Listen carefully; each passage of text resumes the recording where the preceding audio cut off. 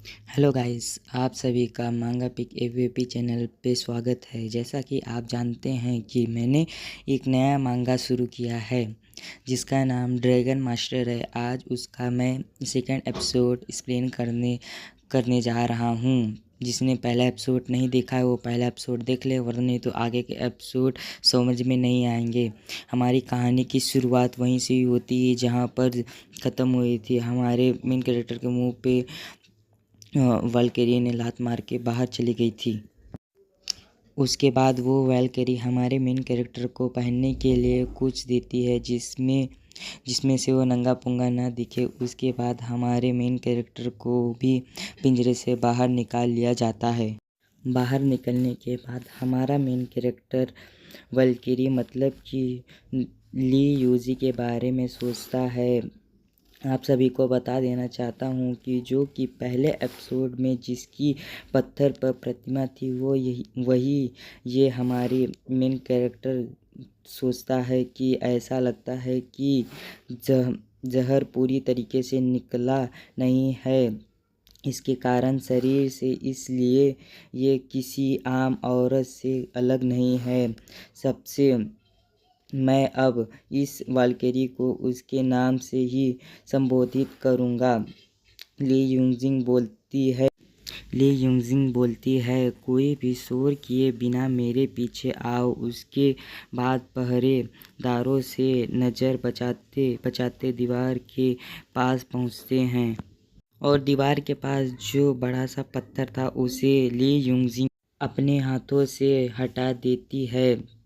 यह देखकर हमारा मेन कैरेक्टर बहुत ही शॉक हो जाता है। इसके बाद हमारा मेन कैरेक्टर ली यूनजी से पूछता है कि तुम निश्चित हो कि तुम यहाँ से शहर छोड़कर बाहर जाना चाहती हो। तब ली यूनजिंग बोलती है, तुम अपने मर्जी से भी कहीं पर भी जा सकते हो, मैं तुम्हें नहीं रोकूंगी।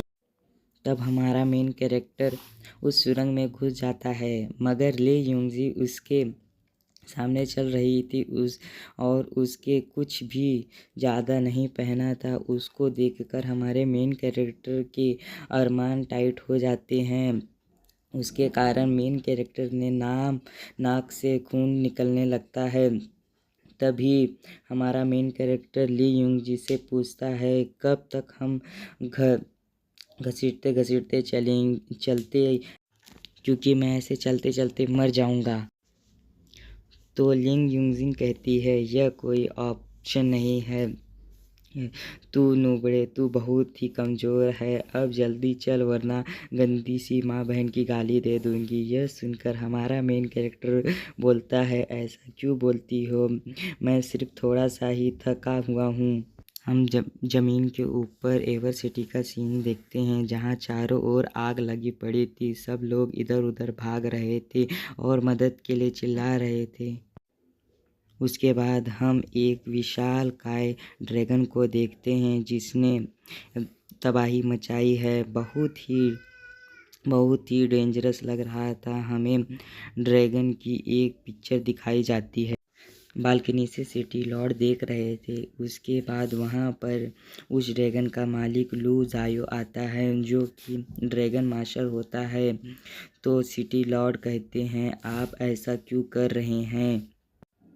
लू जायो एक तस्वीर दिखाते हुए पूछता है कि आपने इसे कहीं देखा है, और यह तस्वीर उस लड़की की है जो हमारे मेन कैरेक्टर के साथ है। अगर तुमने इसका पता बता दिया तो सबको माफ़ कर दूंगा। तब सिटी लॉर्ड की पत्नी बोलती है लू जायो को रिस्पेक्ट देते हुए, आप उस गिरी हुई गंदी औरत के बारे में क्यों सोच रहे हैं जो कि एक भिखारी के साथ एक रात सो चुकी है।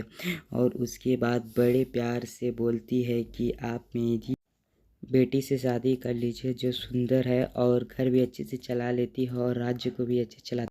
ये सुनकर लू जायो बहुत ज़्यादा गुस्सा हो जाता है और उसका गला पकड़ लेता है और बोलता है कि तुमने क्या किया उसके साथ।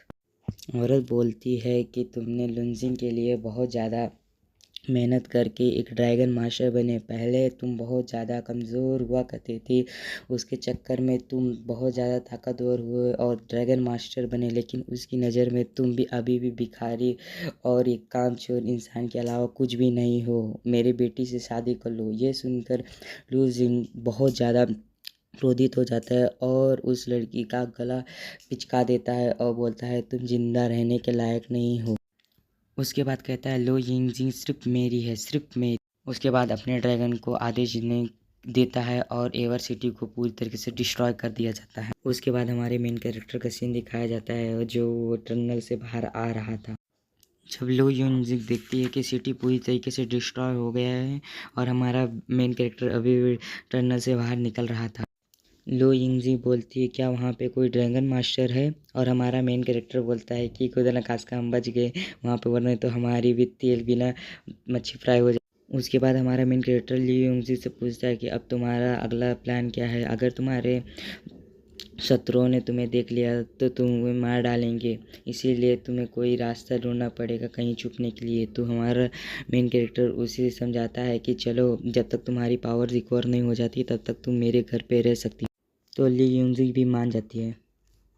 उसके बाद हमारा मेन कैरेक्टर मूलबेरी टाउन में आ जाता है। 3 दिन और 3 रातों के चलने के बाद हमारा मेन कैरेक्टर बोलता है कि अब मुझे सोने को मिलेगा, मैं जा रहा हूँ सोने। दोनों लोग सोने लगते हैं। तभी हमारे मेन कैरेक्टर के दिमाग में एक ख्याल आता है कि इससे किसी ने इसकी पावर भी ले ली, इसकी प्योरिटी भी ले ली और यहाँ तक कि इसकी सिटी भी नहीं छोड़ी। किसी ने इसकी सिटी को भी तबाह कर दिया, तब भी ये अपने गुस्से को छुपा कर रख रही है।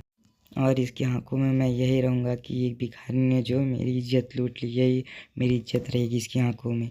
ये एपिसोड 2 ख़त्म होता है। अब देखेंगे नया एपिसोड कल। आप सभी को ये मांगा कैसा लगा और मेरी एक्सप्लेनेशन कैसी लगी, इसके बारे में कमेंट्स में लिखिए। और या इसका नेक्स्ट एपिसोड चाहिए तो लाइक, सब्सक्राइब एंड वीडियो को शेयर करना ना भूलें। Bye bye.